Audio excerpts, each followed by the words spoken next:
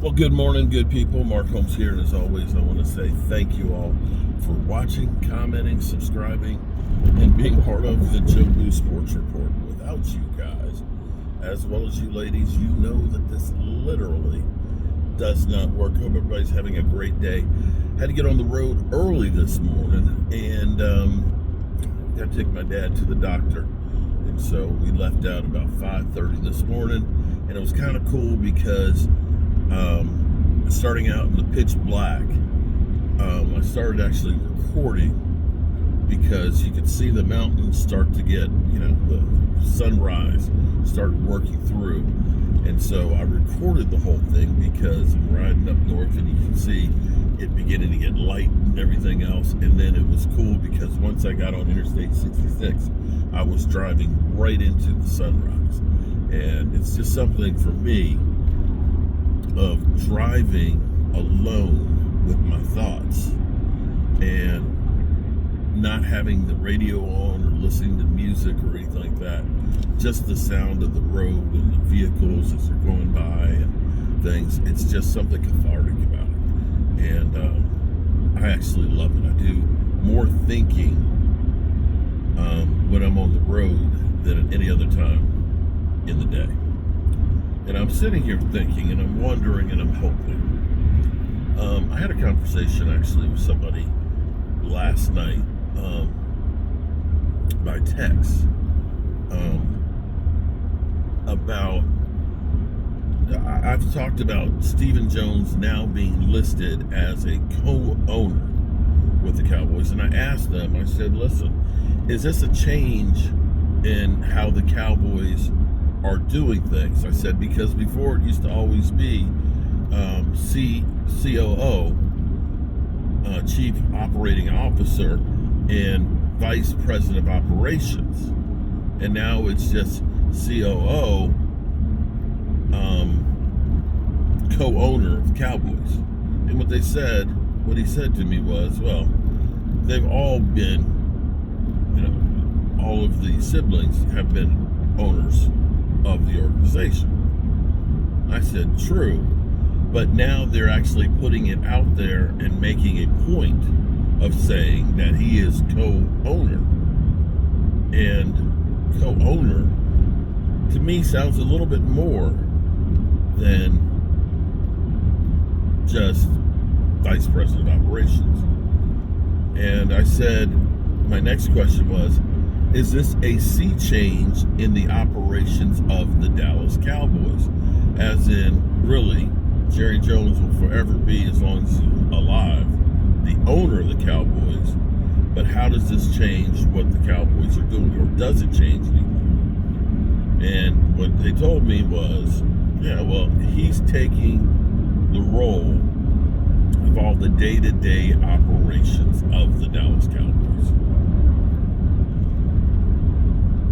So the directions that the Cowboys are going is now totally led by Stephen Jones. That's not to say that Jerry won't have a voice or a veto in things, but this way the Cowboys are doing business now is Stephen Jones's way.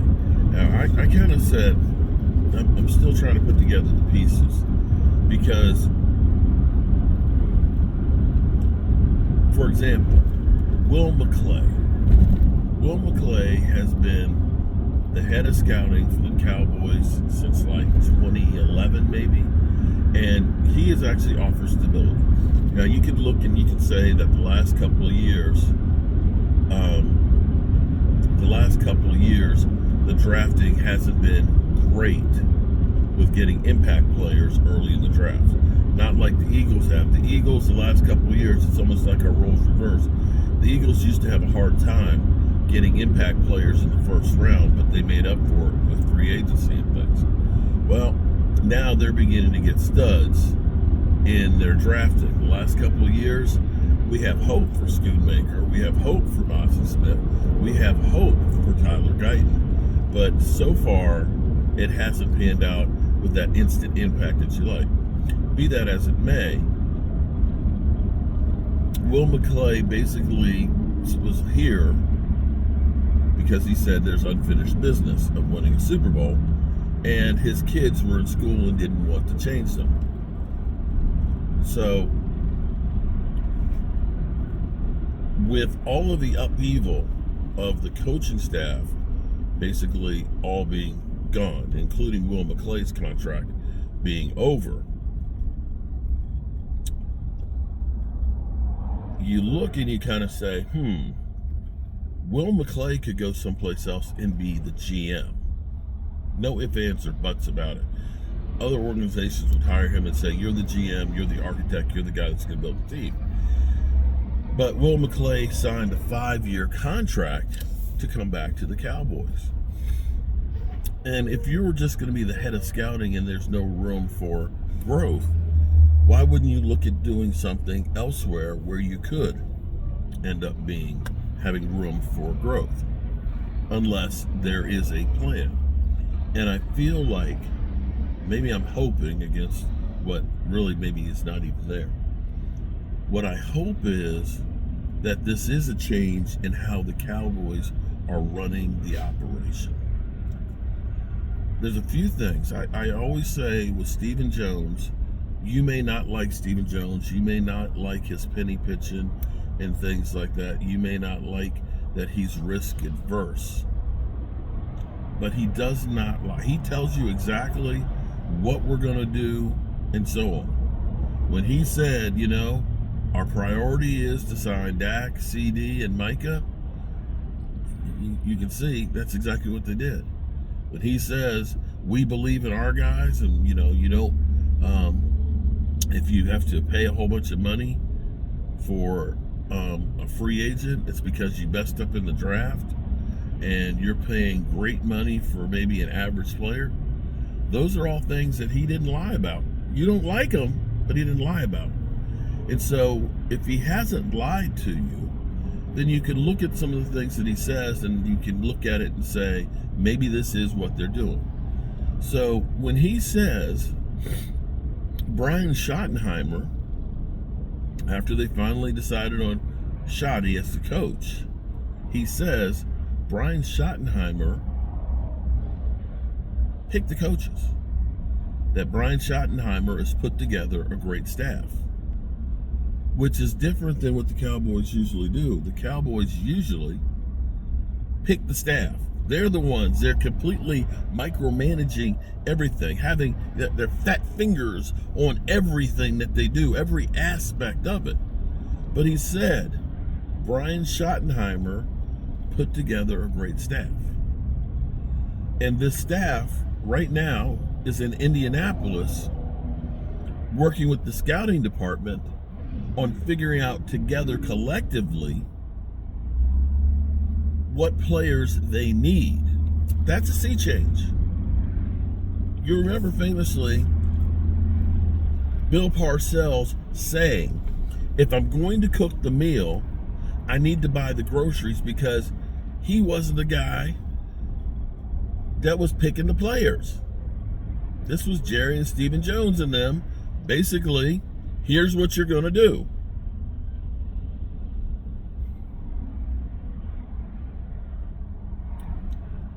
That's a change. I pointed out when they did the press conference that Brian Schottenheimer was the person who spoke first before Stephen and Jerry Jones. That's subtle, but that's a sea change. Take a look at any press conference opening for, Mike McCarthy in training camp and stuff like that.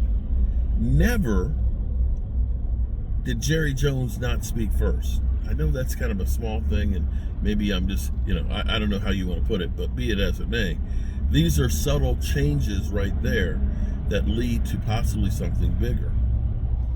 And the fact that the Cowboys, for once, are working on a contract for Osa and Digazua and actually talking about free agency is another sea change for the organization.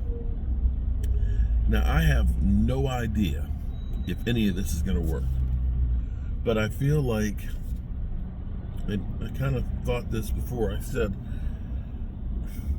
if Stephen Jones, when Jerry is no longer there, and Stephen Jones and Charlotte and all them become the owners without Jerry of the Dallas Cowboys, I don't know that it'll be run the same way as it was with Jerry.